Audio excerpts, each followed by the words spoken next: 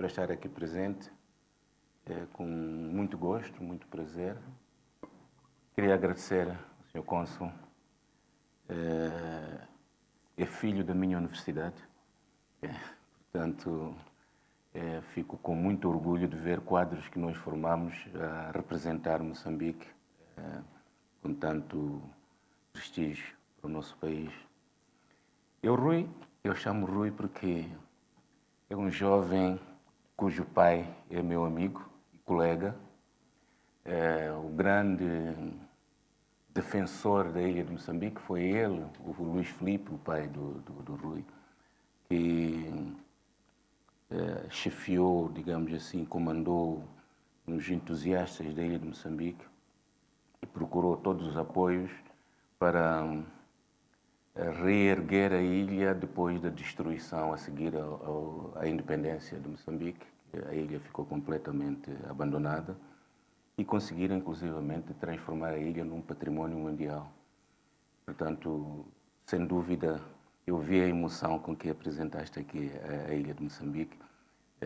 Eu trato-o por tu porque é meu filho, nesse aspecto. Mas foi muito emocionante essa apresentação afetiva, não é? De um lugar onde ele nasceu e cresceu e ainda está, tem lá uma casa, etc. Portanto, os meus parabéns. Gostaria muito de transmitir isso quando chegar a Moçambique. Não é? Eu ia começar com uma fala de afeto com o professor Jang, não é? Sim, que já sai. Ontem, quando nós vínhamos, ele disse uma coisa que cruza um pouco com aquilo que eu vou hoje apresentar aqui. Ele diz que o Camões tem duas faces. Por um lado, um grande patriota, por outro lado, um homem apaixonado, um homem de amores. Portanto, isso marca um pouco todo o seu percurso. Então, desculpe, professor, por aproveitar a sua fala para poder introduzir a minha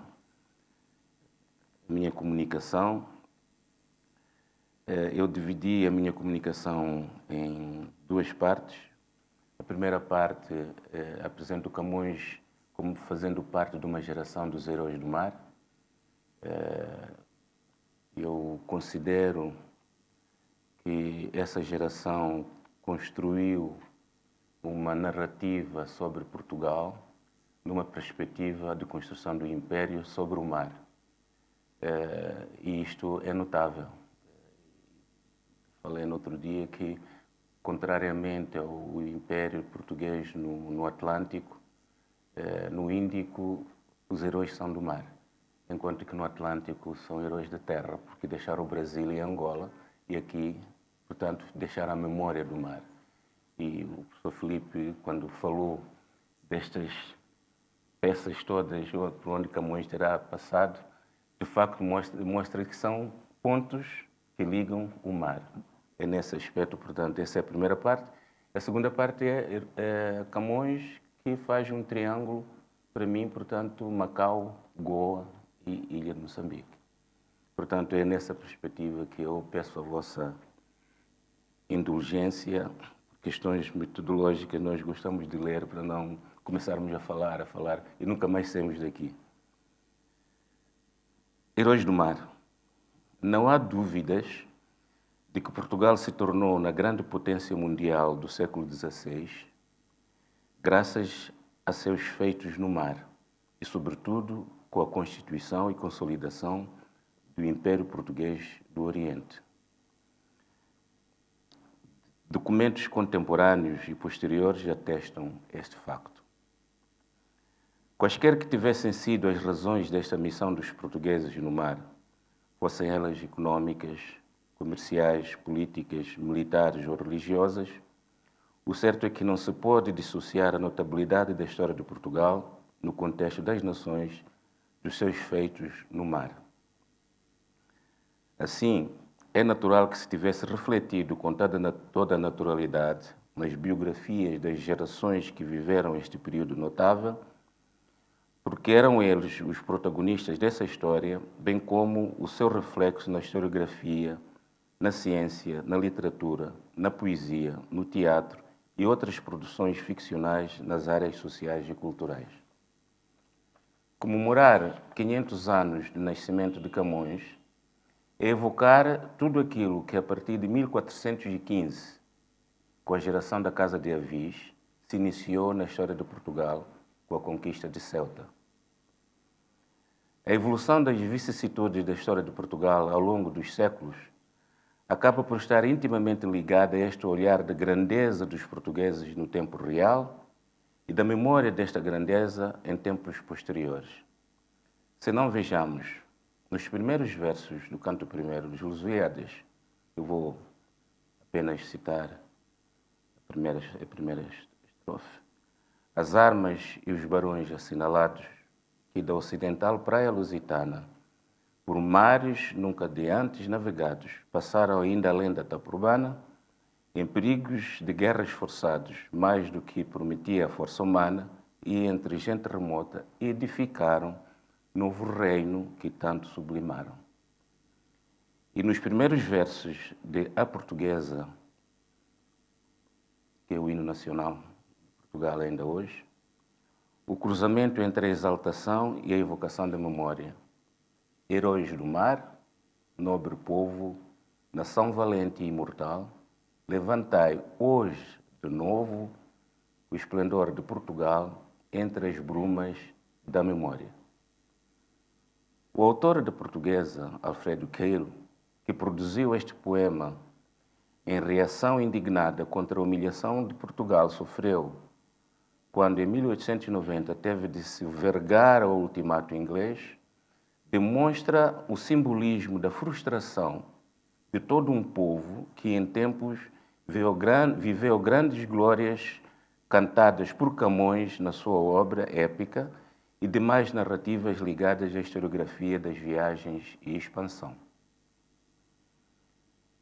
As vicissitudes que devem à degradação da importância de Portugal no contexto geopolítico mundial podem ser apresentadas de uma forma sinóptica, olhando os principais marcos históricos dos movimentos decrescentes do brilho do Império Português.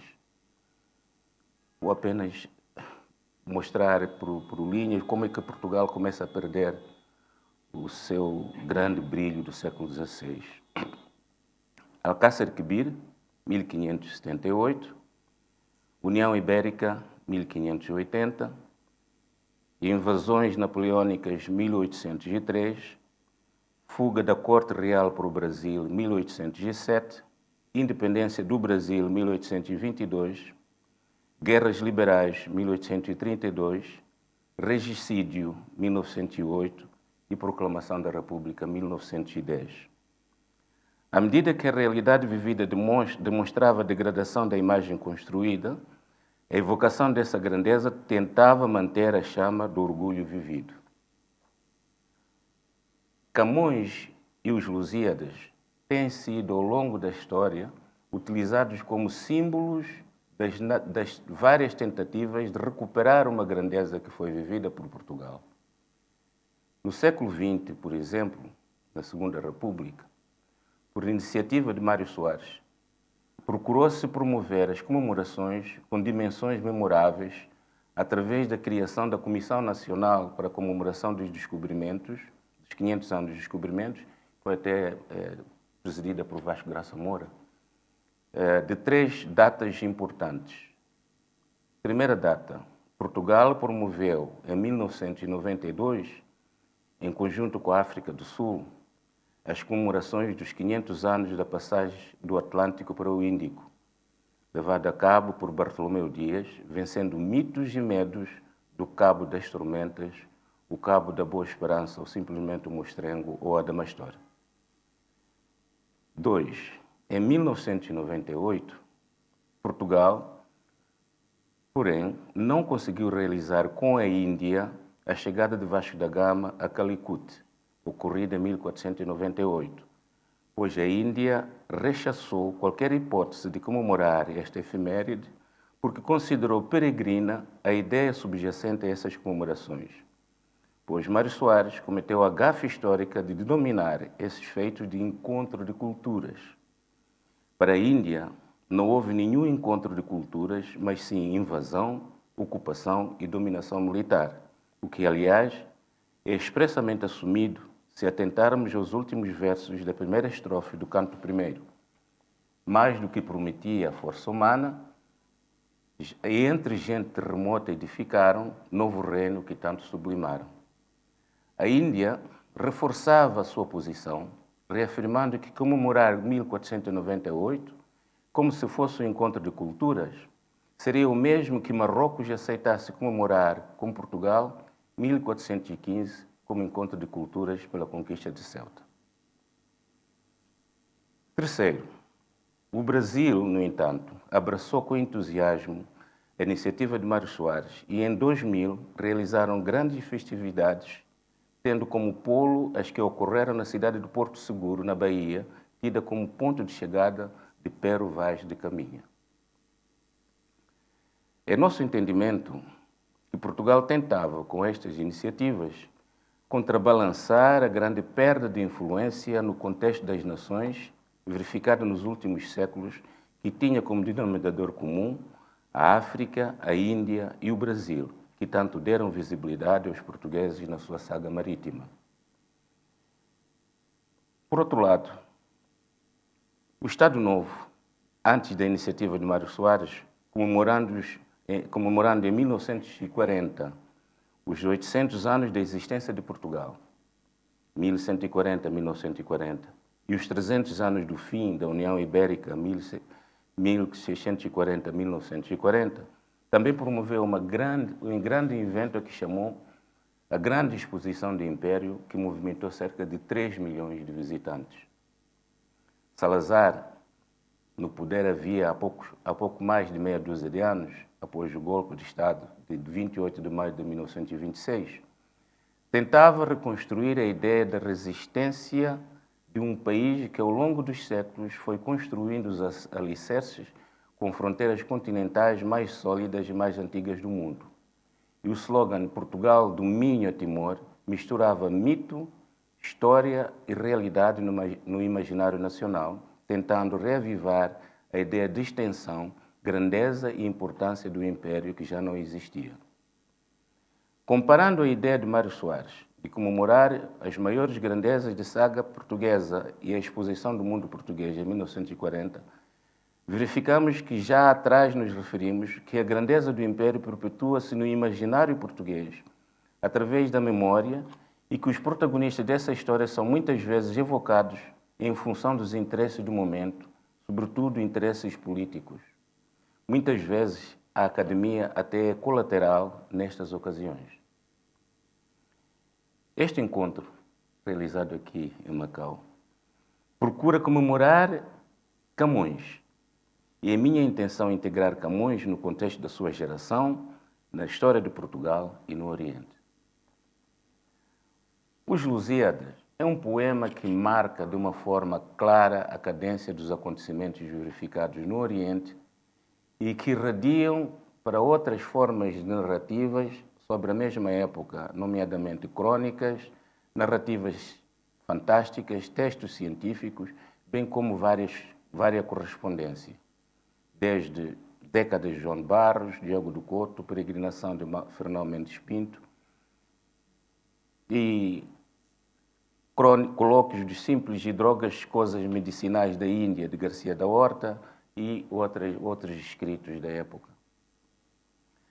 Lançar um olhar sobre os Lusíadas é, ao mesmo tempo, passar um olhar sobre a vivência desta geração do Estado português no Oriente em pleno século XVI. No entanto, enquanto que a historiografia releva tanto a obra como os autores das diversas matérias relacionadas com o Oriente, nos estudos camonianos verifica-se um nítido desequilíbrio entre a importância dada às Lusíadas e a visibilidade do seu autor à época, que só passa a ser objeto de alguma atenção maior a partir do período romântico da história da literária portuguesa. Este facto deve poder justificar-se por toda a nebulosidade na biografia de Camões, que paira entre mitos e lendas. E há, por outro lado, também um não olhar, sobretudo pelos sistemas, para a importância da notável produção lírica desta época. Tenho agora conhecimento que, por iniciativa do professor Jang e do professor Felipe, vão começar a trabalhar também a outra parte da produção de Camões, as éclogas, rodendilhas, odes, etc. Isso é uma boa notícia. Naturalmente, os interesses ideológicos de cada época encontram no poema Os Lusíadas elementos que justificam a importância dada a cada momento da história de Portugal. Ainda ontem estivemos a conversar sobre isto. Os Lusíadas de Camões são muitas vezes reiteradamente aproveitados para dar relevância aos interesses mais políticos que literários. Não deixa de ser curiosa a sobrevivência do mito de uma fala atribuída a Camões, simbolicamente coincidente com o ano em que ocorre a consumação da União Ibérica, com a integração de Portugal no Reino da Espanha através da dinastia filipina. Segundo narra a lenda, Camões terá morrido no dia 10 de junho de 1580, ano em que Portugal é integrado, dizendo: enfim, acabarei a vida e verão todos que fui tão afeiçoado à minha pátria que não só me contentei de morrer nela, mas com ela. Esta frase simboliza a morte dos resistentes à ideia da União Ibérica, pré-anunciada também as consequências que daí advieram, nomeadamente quando os inimigos da Espanha se transformaram em inimigos de Portugal, com todas as consequências nefastas para o seu vasto império, tanto no Oriente como no Ocidente. A segunda parte é Camões no Índico. Goa, Macau e Ilha de Moçambique. O Rui leu o poema e acho que dispenso de voltar a ler. O poema não é parte dos Lusíadas, que diz esta ilha pequena, tal, portanto, ele apresentou. Então, peço dispensa, portanto. Os Lusíadas, enquanto obra, é publicado em 12 de março de 1572 em Lisboa. Esta data pode ser considerada um dos raros traços reais que a história da vida e da obra de Camões nos apresenta como reais, como tivessem acontecido. Quanto ao resto, não há certezas, apenas suposições, referências a partir de dados retirados da própria obra de Camões e de terceiros. Local e data de nascimento, onde terá nascido Camões. Sua formação. Não há nenhum dado que diga que estudou em Coimbra. Só há a referência de que teve um tio que era reitor, ou qualquer coisa assim parecida. Chanceler da Universidade de Coimbra. Diversas atividades lúdicas e sociais, palacianas ou não, vicissitudes várias de um cidadão errático, visitante assíduo de prisões, quase sempre falido, onde e quando iniciou a escrita da obra e onde e quando concluiu a escrita da mesma, bem como a sua grande produção lírica, tanto na medida antiga quanto na medida nova.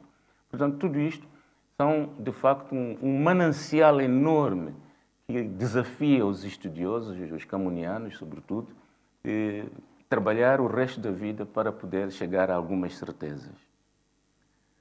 O Concílio dos Deuses, que se realiza no Olimpo, dirigida por Júpiter, não ocorre logo a partida da armada do Rio Tejo em Lisboa, mas sim com a armada já no Índico, próximo da ilha de Moçambique. Não deixa de notar este pequeno pormenor. O olhar de Camões já estava no Oriente. Outro pormenor é que a narração da partida da armada de Lisboa é feita por Vasco da Gama ao rei de Melinde, já próximos da meta, quando faz uma retrospectiva tendo como foco a fala do velho do Restelo. Nós vimos ontem na estátua de Camões. Goa, Macau e Ilha de Moçambique representam os vértices simbólicos da importância do Império Português no Oriente. Elas delimitam o alcance simbólico da vasta geografia que liga a costa oriental africana, a costa ocidental da Índia, o Oceano Índico, o Golfo Pérsico, o Mar Vermelho e o sul da China. Goa, Macau e Moçambique são guardiões simbólicos do legado do Império do Oriente. Eu acho importante sublinhar esse aspecto, é que não há território, de facto, que demonstre a herança da presença portuguesa no Oriente, senão este vasto mar e estes três triângulos, estes três vértices do triângulo que eu marquei. O que é importante, e a fala do Sr. Cônsul mostra isto, não é? Que, apesar de serem pequenos pontos geográficos, marcam de facto um vasto território de memória da presença de Portugal nesta parte do mundo e que deixou em nós o entusiasmo, por exemplo, com que o Rui apresenta a Ilha de Moçambique, não é? Mostra efetivamente que deixou em nós um legado da história de Portugal, quando fala da parte nobre da Ilha de Moçambique, não é? Fala dos portugueses, da construção dos portugueses, etc. Deixou em nós essa memória, este legado.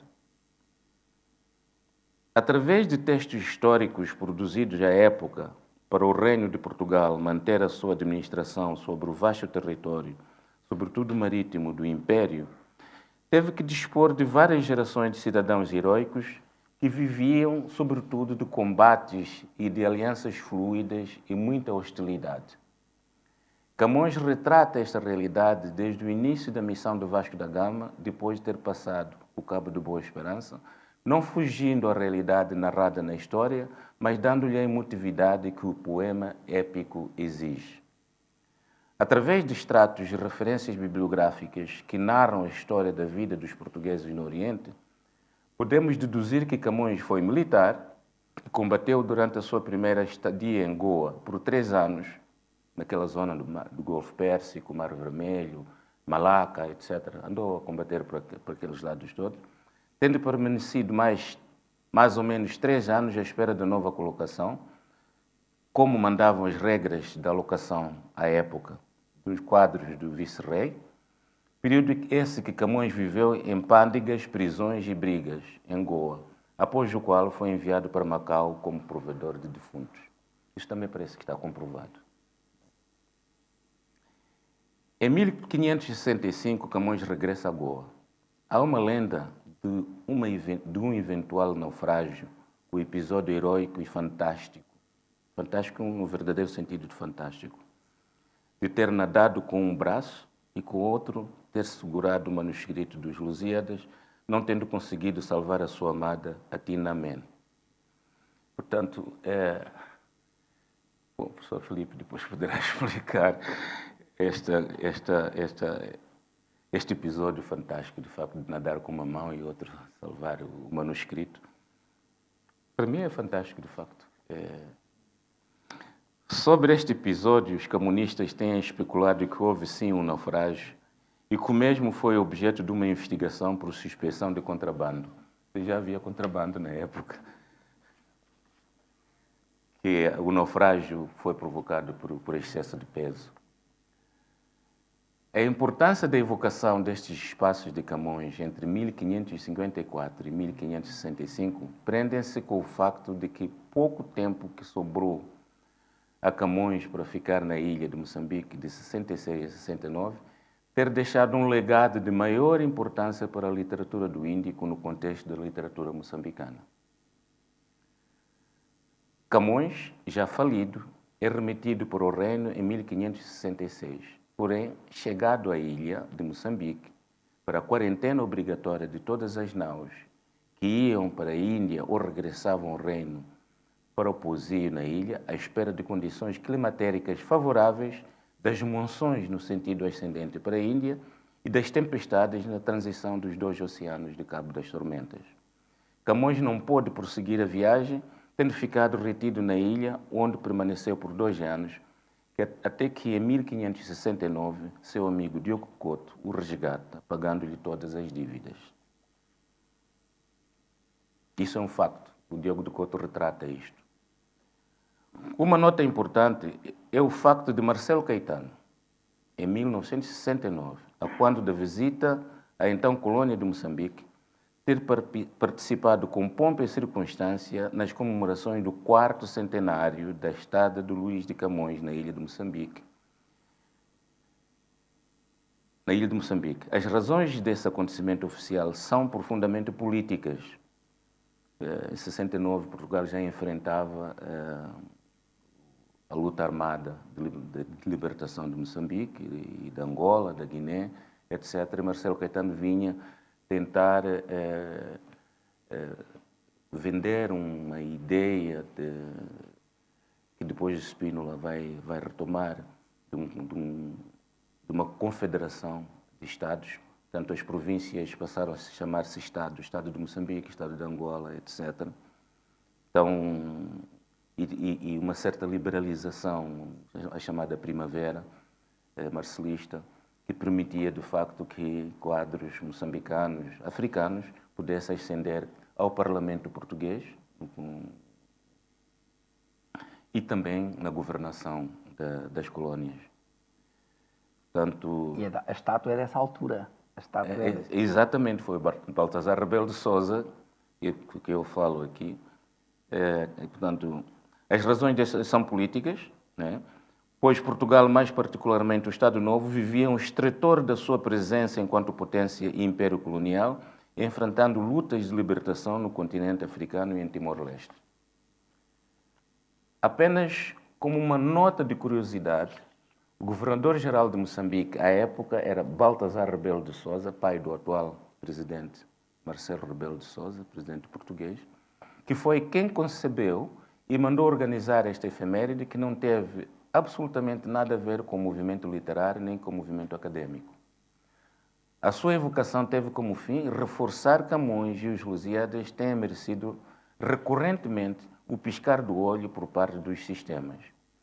Agrada-me sentir que o presente encontro em Macau não é da mesma natureza. O escritor José Eduardo Agualusa, de origens angolanas, mas que se considera transnacional, que por acaso vive na ilha de Moçambique e casou-se com uma familiar do Rui, tipo aqueles poetas, que ele vive de vez em quando na ilha, depois vive em Portugal, depois vive no Brasil, vive em todo lado. Afirmou, em declarações, entre outros assuntos, que conheceu a ilha de Moçambique antes mesmo de lá ter estado. Declarou igualmente que foi através dos poetas, quer pelas suas biografias, quer pela poesia em geral, que descobriu a ilha de Moçambique tão profundamente, mais do que ela era na realidade quando lá chegou. Confessou igualmente ter tido uma sensação estranha de a ilha real estar revestida de um manto que apelava para além daquilo que os seus sentidos detectavam. José Eduardo Agualusa visitou a ilha de Moçambique pela primeira vez na companhia do outro grande escritor, este moçambicano, Mia Couto, por altura das comemorações dos 200 anos de elevação à categoria de cidade daquela ilha. José Eduardo Agualusa estabeleceu-se na ilha e lá se casou, seguindo as pegadas de Luís Vaz de Camões, Tomás Antônio de Gonzaga, este brasileiro, e outros escritores, incluindo Bocage. Bocage também esteve na ilha, que também se encontraram e encantaram com a beleza feminina da ilha, servindo-lhes também de inspiração poética.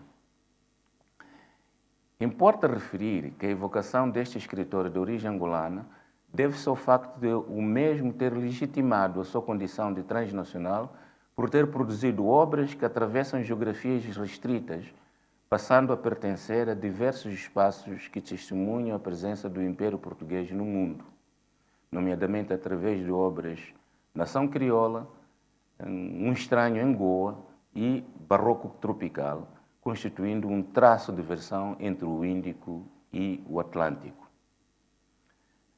Na mesma obra, Orlando Ribeiro chamou a ilha de Moçambique de maravilhoso búzio onde ressoam todas as civilizações do Oceano Índico.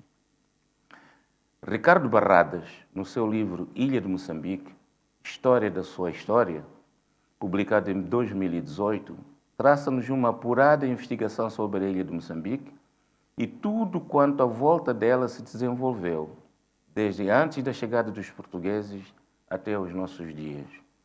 O livro é acompanhado igualmente de uma profusa ilustração de mapas, imagens e fotografias que nos permitem compreender quão foi importante na história de Moçambique esta pequena ilha, bem como o seu dia a dia nas diversas camadas sociais que nela habitavam, desde os senhores do poderio comercial, os banianos, vindos de costa de Malabar, Diu, na Índia, bem como os militares portugueses que suportavam a representação do governo do vice-rei da Índia, assim como os canarins, os paquistaneses que estavam ao serviço dos banianos e os negros suaílis que faziam incursões pelo sertão pelas terras de Macuanes e Majaus em busca de marfim e escravos, os produtos mais valiosos que faziam da ilha de Moçambique o entreposto próximo e tornava o seu porto um dos mais importantes do Oceano Índico. Gostaria aqui de referir dois aspectos importantes relativos à interpretação da estada de Camões na ilha de Moçambique e o seu reflexo, quer em Os Lusíadas, quer nas referências turísticas da própria ilha, que o Rui muito bem apresentou aqui. Em primeiro lugar, nos cantos 9º e 10º, Camões descreve a recompensa que Vênus confere aos marinheiros comandados por Vasco da Gama no seu retorno ao reino, tendo esta deusa, Vênus, proporcionado um momento verdadeiramente prazeroso, passado com as belas ninfas, roçando até o erótico. Os camonistas tentam especular entre as referências reais da identificação desta ilha no Oceano Índico ou no Atlântico, até uma referência meramente ficcional e poética, incluindo o meu amigo Zé Carlos Seabra Pereira. Para ele é uma ilha ficcional. Pessoalmente, essa é a minha convicção subjetiva, mas com traços objetivos. Camões buscou a sua inspiração para descrever poeticamente os prazeres que os marinheiros tiveram com as ninfas na Ilha dos Amores, a partir da sua própria vivência na ilha de Moçambique, onde foi recebido e esteve ao cuidado da escrava Bárbara durante 2 anos.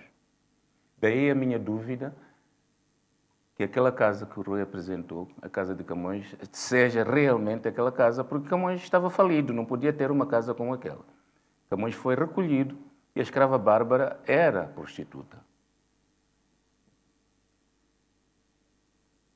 Prostituta no verdadeiro sentido das mulheres que vivem nos portos, nas cidades portuárias e que, portanto, que recebem e acolhem os marinheiros que andam de um lado para o outro. Não... Assim podemos verificar como Camões descreve a sua condição de vida na ilha de Moçambique através da forma como se refere à escrava, que é através da sua endecha a Bárbara. Não é? Temos ali na projeção. Exato. Anexo 2. Não, é anexo 1. É anexo 1. Não, é o 2, é o 2. É o 2. Endecha a escrava Bárbara. Por outro lado, Álvaro Belo Marques, na sua obra A Ilha de Moçambique e a Prosa, tem um trecho intitulado O Lupanar da História. E diz o seguinte: a ilha, desde os tempos até agora, portanto até nossos dias, a ilha foi um bordel da história dos visitantes e dos conquistadores. Foi uma enorme cela de escravos.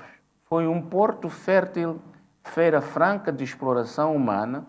Foi a paragem obrigatória das rotas mercantilistas e sobreviventes, lupanar dos senhores dominantes. Foi ainda a prisão para deportados, sobretudo criminosos de gestos e de ideias. A ilha viu toda espécie de barcos, desde pirogas, caravelas, pangaios, cunas, lanchas, chatas, barcas, galeras, chalupas, paraus, veleiros, fragatas, canoas, palhabotes de vela latino.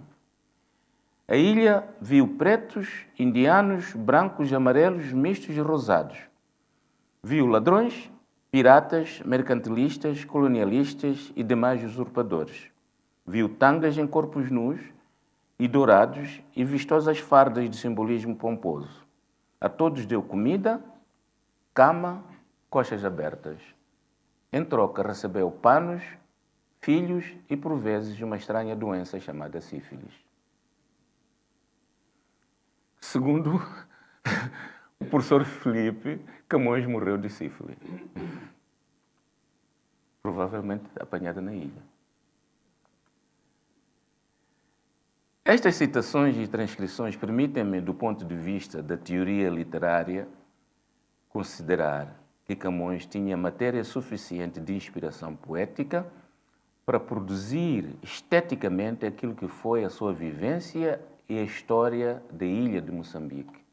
Portanto, nada me impede que eu possa considerar, ao lado de todas as especulações sobre a Ilha dos Amores, que esta não seja retirada como inspiração à ilha de Moçambique.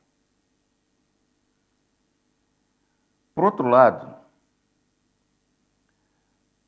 na sua primeira visita à ilha de Moçambique, em julho de 1972, o escritor, ensaísta, estudioso atento e, se calhar, um dos maiores estudiosos de Camões, Jorge de Sena, sintetizou a importância do poeta Luís Vaz de Camões como ícone referencial da poesia do Índico e sentiu a presença de Camões nas suas duas dimensões, o homem e o poeta, tendo-lhe dedicado um poema icônico como se pode manter uma figura mítica no corpo de um cidadão normal. É um poema muito longo, que é o Camões na Ilha de Moçambique, que está em anexo também, onde de facto... tem que ser aqui com esta... Ai, desculpe, eu não sei mexer estas coisas, sou troglodita nesse aspecto. É essa mesmo. E para baixar um pouco não se pode. É um poema onde o Jorge de Sena dá a dimensão do poeta, mas dá também a dimensão do homem, que tem as suas necessidades naturais. E como nessa altura, um dos rituais da ilha era a prática do fecalismo a céu aberto. E ele descreve Camões nesse ato de fecalismo a céu aberto. É notável como num poema, que é um poema lindo, ele mostra efetivamente toda a naturalidade com que as pessoas praticavam. Se calhar o Rui, que cresceu na ilha, sabe o que é isto. Ainda vi. Sim.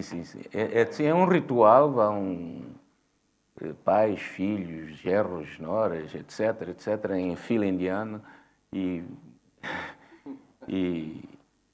aliviam-se no mar, e que é higiênico, é bastante higiênico, depois limpa-se naturalmente. Né?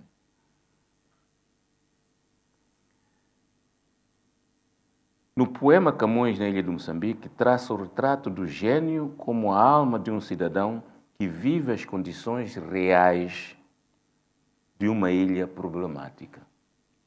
O calor, o cheiro, as moscas, etc. Jorge de Sena vai ainda mais longe quando, incorporando a figura de Camões, escreve um vasto poema de libelo acusatório contra os seus contemporâneos no poema intitulado Camões dirige aos seus contemporâneos, que é um outro poema.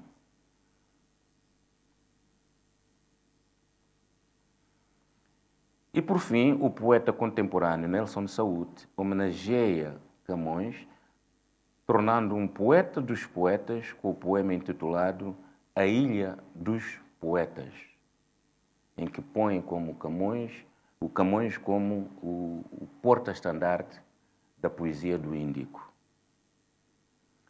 E vou terminar com o Prêmio Camões. Mia Couto, ele também, Prêmio Camões, Mia Couto, mas o primeiro foi José Craveirinha e o último foi, Moçambique tem 3 Prêmios Camões. É homenagem ao poeta José Craveirinha, considerado o maior poeta moçambicano de todos os tempos. Foi o primeiro poeta africano de língua portuguesa a ganhar o Prêmio Camões.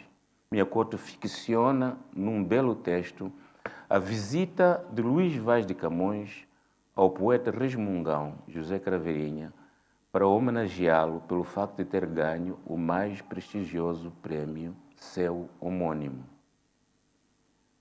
Zé Craveirinha, no texto do Miyakoto, acusa Camões pela chegada tardia, embora ele reconheça a importância que o poeta português tem no universo literário da literatura do Índico, em Moçambique. Então vou citar o texto do Miyakoto. Dizem que numa dessas tardes, ele recebeu em sua casa a inesperada visita de Luís Vaz de Camões. O português esteve naquela rua esburacada, com mais esquinas que recantos, e remirou os dumbanengues. Dumbanengues são mercados informais. Não sei se aqui é Macauá, onde se vende um pouco de tudo. Desde coisas legais até coisas roubadas, vende-se tudo. Remirou os dumbanengues, portanto o Camões foi ver os dumbanengues, a cidade desurbanizada. Craveirinha perguntou resmungão: a que vinha fazer o ilustre poeta? Ao que ele respondeu: o lusitano vinha deixar as ultramarinas deferências. Todavia, o Zé fez-se de muita pestana, amarelou o sorriso e perguntou: mas vale nunca que tarde ou há sempre um nunca no tarde? São as suas amargas preposições, ele que cangarajeia pelo futuro em urgências do passado. Mas os mais chegados sabem quanta angústia lhe compõem os transtornados tempos, pois este homem, por baixo do seu vagaroso boné, já mostrou um país a quem não via, trouxe à terra o amor dos que nela encontraram a mágica hospedagem, pois nessa tarde de visita lusitana se conjugou o espanto. O nosso Zé, conduzindo Luís Vaz de Camões aos seus simples aposentos, lhe ofereceria uma Coca-Cola, à moda Lourenço Marquina. Dizem-lhe, mostrou a Mafalala antiga, essa coisa que se extinguiu desfeita pelo tempo, mas onde o poeta ainda mora. Não é que o tio Zé tenha levado o ilustre no recuo do tempo, até porque esse tempo nunca fez ocorrência. Houve sim o lugar, a recordação dos amigos, puxando lustro a afetos de cumplicidade. Porque este Zé, este nosso Zeca, se converteu em nosso patrimônio à medida que nos convertemos em poema. E hoje acontece apenas assim. A poesia é a sua nacionalidade, a língua, a sua morada, e Moçambique, o seu estado civil. Muito obrigado pela vossa atenção.